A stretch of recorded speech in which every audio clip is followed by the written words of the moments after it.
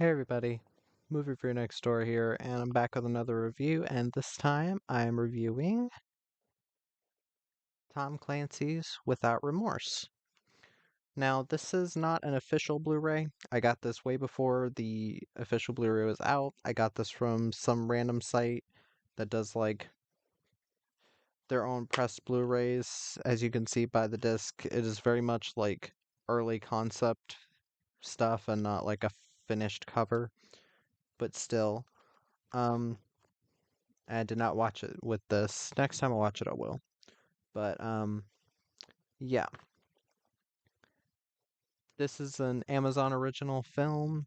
It is an action thriller war film from 2021, directed by Stefano Salima, and it stars Michael B. Jordan, Jamie Bell, Jodie Turner-Smith, Lauren London, and Guy Pearce.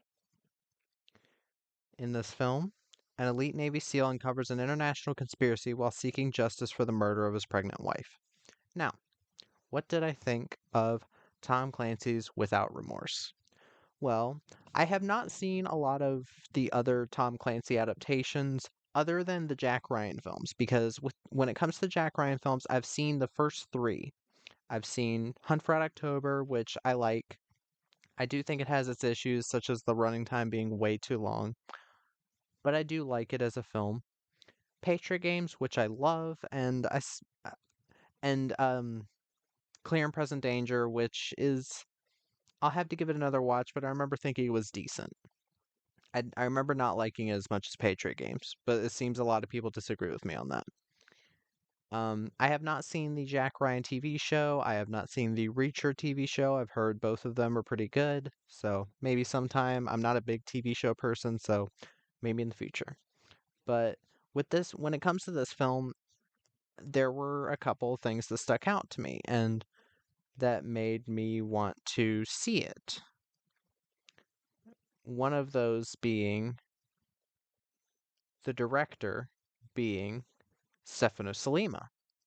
This director has this is the same director that did Sicario 2 Day of the Soldado, or just Sicario Day of the Soldado, which is the sequel to the first Sicario, which I controversially, I guess, like a lot more than the first one because I wasn't big on Emily Blunt's character and I didn't like how much they focused on her. I feel like it kind of took away from the main thing of the film being morally gray, and they were like, oh, we have to have a all goody two shoes character that the audience can identify with. So I think the choice to just deal with Josh Brolin and Benicio del Toro's characters in the sequel was a great change, and I think it's a much more exciting and much more intense film. Which I do still like Sicario, the first one. I just like the second one a lot more. But this director also did that, and if you like the direction of the action there, you'll like the direction of the action here. And also, this film is co-written by Taylor Sheridan.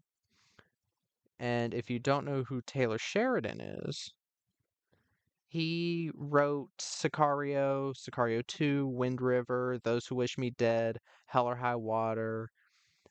He also wrote he also created the TV shows Yellowstone, 1883, 1923, um, Mayor of Kingstown, Sniper Ops Lioness, or excuse me, Special Ops Lioness. He's created a lot of really well revered films and shows. So, of course, I wanted to revisit this. I have seen this film before, but my thoughts on it, I loved it. I do. I know it's not exactly like revolutionary or anything, it's not reinventing the wheel. It is kind of your normal old espionage thriller, and there are people saying it's like, oh, it's Tom Clancy's brand of uh, films to make dads feel young again. What's the issue with that? What's the issue with a bit of a power fantasy type of thing? And this film doesn't exactly go full force with the power fantasy thing. There were people comparing this, saying it was like Taylor Sheridan's version of Commando, which I don't agree with that. Because in Commando, Arnold Schwarzenegger's character is literally like, he literally almost never gets hurt. So in this film, it was refreshing to see a character who got hurt multiple times. He made mistakes, Same for the female character in it, but let, let me get to the cast real quick. Michael B. Jordan as John Kelly. He is the ex-SEAL, or the SEAL whose wife is murdered. He does a good job in this role. He really does. I have not seen a ton from Michael B. Jordan. I know that he was in Black Panther. I know he's been in the Creed films. Um, yeah, I know that he's been in films that people really like. Um, but yeah, I think he does a good job in this. Uh, Jamie Bell as Robert Ritter. He kind of goes up and down. He's not perfect throughout the film. I do like him as an actor. It's just sometimes he's a bit iffy. Jodie Turner-Smith as Karen Greer. She's a lieutenant, and she's a good friend of John's. This actress is predominantly a model, and I don't think you'd be able to tell given her acting because she acts this role pretty damn well. And I think that she was a decent enough badass character that didn't feel like girl bossy. She looked the part. It wasn't like they just put a very gorgeous woman in the role that looked like a dumbass. I'll give them credit for that. Lauren London played Pam Kelly. She was the wife. She isn't in the film much. I do recognize her from films like Baggage Claim. I know a lot of people probably don't even know what that is. It was like a romantic comedy with Paula Patton and a bunch of other actors like Tay Diggs, Jimon Hunso. Um, I remember liking that. Maybe I'll watch it again sometime. But she's good. And Guy Pearce as Thomas Clay. Uh, I guess he's like a director of something. It's a bit muddled, and I will get into that, but he did a good job. I do want to give a special shout out to two actors that aren't in the film much, but I did recognize, and that would be Jack Kessie. Jack Kessie is Thunder, who I remember from Dark Web Cicada 3301, which I really do want to re-review that and do like a longer review on it because I really did enjoy that movie quite a bit, and I found it kind of disappointing that other people hated it so much. Like, I thought it was pretty entertaining. And Cam Gigandet as Keith Webb, who again isn't in the film but for like 5 minutes. But it was nice to see him. I like him. Um, Again, not the best actor, but he is charismatic, and I do think he has kind of that like charm to him. But yeah, I'm not sure how long this review is going to be because I don't have a ton to say about this film. I can say for sure that I loved the experience of watching it again. It was very engaging, nice and heavy when it needed to be. I will say one thing.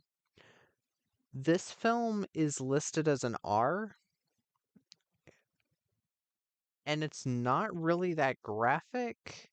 Yeah, there's some language, but I don't see this as an R. Like the violence in the film, like shooting wise, there really isn't that much of.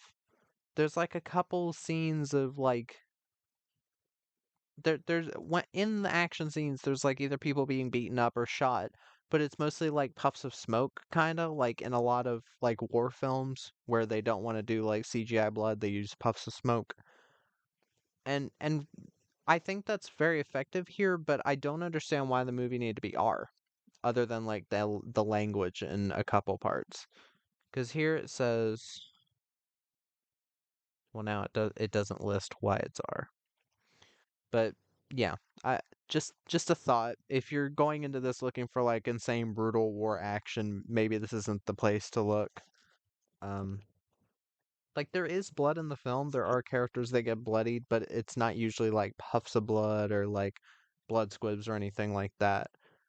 Compared to Violent Night, this is a very like safe in terms of violence film. But anyways, this is supposedly based on Tom Clancy's Without Remorse, the novel that is a prequel to the Rainbow Six series. I do not read a lot of books. I have not read the book. I do own it because they re-released it after the film came out and it came to my local Dollar General that I used to work at. and I bought it there for like $3, which I thought, yeah, that's reasonable. I don't do well with audio with like ebooks or audiobooks, so um but yeah, it's kind of your normal like espionage, like conspiracy thriller. I'm not gonna say the writing is fantastic or anything. They do spell out a lot of things, but I will give them this. It is a pretty like convoluted, well, not convoluted. It is a kind of complicated plot. It's both complicated and spelled out because there are literal scenes of people saying like, "Oh, this was all a setup," that kind of stuff. The reason I love this film so much is because doesn't try to be like it doesn't try to like outsmart the audience. It doesn't try to be like, "Oh, you're an idiot if you don't understand," because they do help to tell the audience what is going on and why these things are going on. And another thing I'll give this film is that it keeps up the frickin' pace. This film is an hour and 50 minutes with credits. Without credits, it's about an hour and 42. Sorry about that. Without credits, it's about an hour and 42 minutes. This is a very well paced film. It never really got boring at all. It starts out in the middle of the action. There's action. There's action throughout the film, and it's all very, very well done. And given that Stefano Salima directed this, I would expect nothing less. I did see Sicario 2 before seeing this film the first time I saw it. It kind of just came on Prime. There wasn't like a big ad campaign or anything behind it. I don't know why. Kind of same for Jolt. And Jolt's another Amazon Prime film that I really, really enjoyed. Um, Mostly because it didn't take itself too seriously and it was just a fun freaking ride. But here, this film, again, it's not gonna win any awards writing wise. It's even the acting, like the acting is well done. It's not gonna win awards for acting. There are a couple moments where Michael B. Jordan does suffer a bit. Um, but still, I do think he was a good choice for this character. I don't know if the character in the actual book is black. I don't care. I think if you have the right actor for the job, then that's fine. The only thing I'll have an issue with is like historical stuff because the one of the actors in this film, Jodie Turner Smith, was in Anne Boleyn. I think it was a British TV show about Anne Boleyn where they made Anne Boleyn black, and I will say that didn't sit too well with me. As long as they don't have like malicious intent with that, like trying to say like Anne Boleyn was actually black when she wasn't. But I don't know.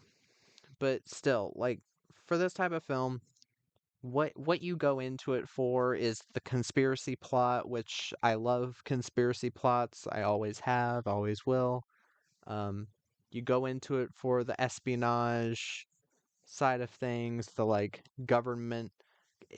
It's kind of a fantasy thing, like getting to take down terrorists and all these conspiracies you're involved in and getting at the people on the inside that are screwing you over. It is a fantasy thing, and I'm perfectly fine with that. I don't see why there has to be an issue with male male power fantasies and action films because that's exactly what it is. It's an action film. It's not trying to tell you that your government's bad or anything. It's just saying it's just trying to be a very enjoyable piece of entertainment.